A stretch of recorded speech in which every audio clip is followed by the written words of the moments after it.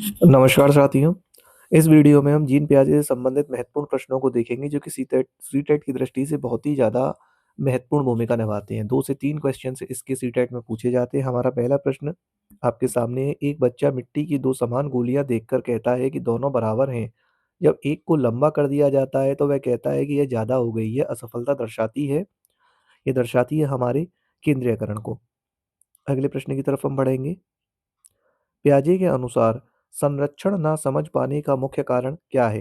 तो संरक्षण ना समझ पाने का मुख्य कारण है कि एक ही आयाम पर ध्यान। अगले प्रश्न की तरफ हम बढ़ेंगे। प्रश्न नंबर 3। बच्चा कहता है, सूरज मुझे देखकर चलता है। यह कथन किस अवधारणा को दर्शाता है? तो यह कथन हमारा आत्म केंद्रितता को दर्शाता है। यह आपका सही उत्तर हो जाएगा। प्रश्न नंबर 4 की तरफ बढ़ेंगे। पियाजे के अनुसार यदि बच्चा ए, बी, सी क्रम को उल्टा सोच सकता है तो वह किस अवस्था में है? तो जो बच्चा है वो होगा आपकी मूर्त संक्रियात्मक में। ये सी आपका सही उत्तर हो जाएगा। प्रश्न नंबर 5 की तरफ हम बढ़ेंगे।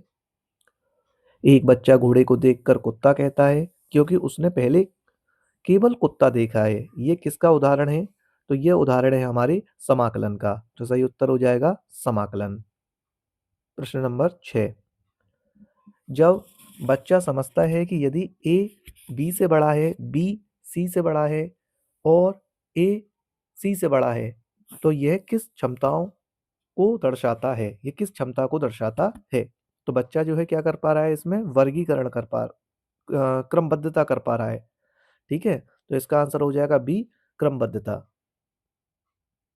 प्रश्न नंबर 7 की तरफ चलेंगे। पियाजे के अनुसार औपचारिक संक्रियात्मक अवस्था का बालक क्या कर सकता है, अन्य नहीं कर सकते?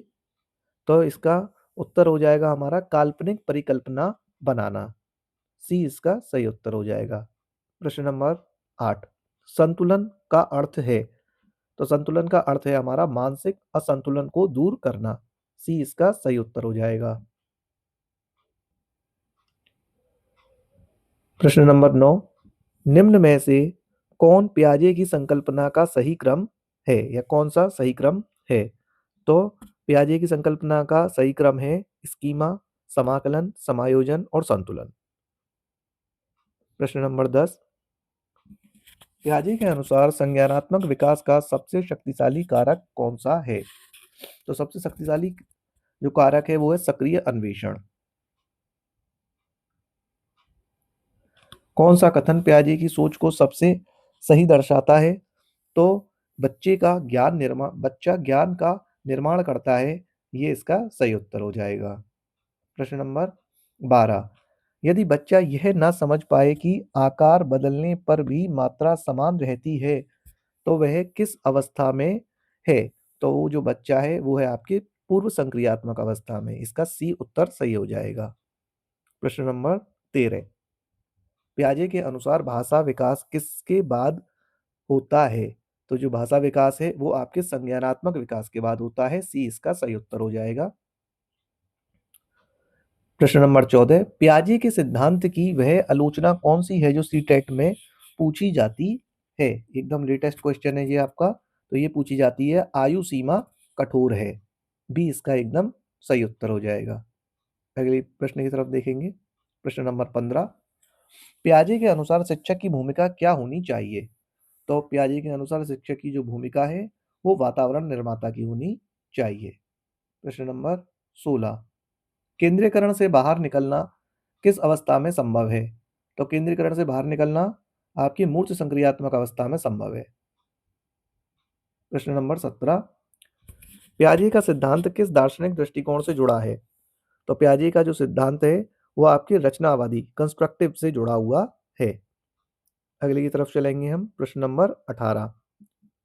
यदि बच्चा समस्या का समाधान कई संभावित तरीकों से सोचता है तो वह किस अवस्था में है? तो जो बच्चा है वो अवस्था में है आपके औपचारिक संक्रियात्मक अवस्था में। अगले प्रश्न की तरफ बढ़ेंगे। प्रश्न नंबर 19। पियाजे के अनुसार बुद्धि को सबसे उपयुक्त रूप से कैसे परिभाषित किया जा सकता है? तो बुद्धि को हम अनुकूलन की क्षमता के माध्यम से परिभाषित कर सकते हैं। प्रश्न नंबर 20 की तरफ हम चलेंगे। पियाजे ने मुख्यतः अपने सिद्धांत का निर्माण किसके अध्ययन से किया? तो पियाजे ने स्वयं के बच्चे पर उसने अध्ययन किया और यहीं से अपने सिद्धांत का निर्माण किया। ये आपका ऑप्शन नंबर सी इसका सही उत्तर हो जाएगा। प्रश्न 21 पूर्व संक्रियात्मक अवस्था में बच्चा किस कारण गलत निष्कर्ष निकालता है? तो बच्चा आत्म केंद्रितता की वजह से गलत निष्कर्ष निकालता है, तो इसका बी एकदम सही उत्तर हो जाएगा। प्रश्न 22 पियाजे के अनुसार विकास की अवस्था है, तो विकास की अवस्था है क्रमबद्ध व सार्वभौमिक, तो इसका सी उत्तर सही हो जाएगा। प्रश्न नंबर 23 निम्न में से कौन पियाजे की अवधारणा नहीं है, या कौन सी पियाजे की अवधारणा नहीं है? तो पियाजे की अवधारणा कौन सी नहीं है? प्रबलन जो है पियाजे की अवधारणा नहीं है। स्कीमा, समाकलन और संतुलन ये पियाजे की अवधारणाएं हैं। प्रश्न नंबर 24 पियाजे के सिद्धांत का सीटेट में सबसे बड़ा शैक्षिक निहितार्थ है, तो सबसे बड़ा शैक्षिक निहितार्थ क्या है इसका? बाल केंद्रित शिक्षा। प्रश्न नंबर 25 और इस वीडियो का अंतिम प्रश्न है, यदि शिक्षक बच्चों को प्रयोग, खोज और चर्चा का अवसर देता है, तो वह किस सिद्धांत पर कार्य कर रहा है? तो वह कर रहा है पियाजे का संज्ञानात्मक सिद्धांत पर। ये इसके 25 क्वेश्चंस हैं। अगर आपको अच्छा लगा हो वीडियो तो कमेंट करके हमें ज़रूर बताइएगा। हम एक और वीडियो इसी के ऊपर लेकर आएंगे पियाजे से संबंधित।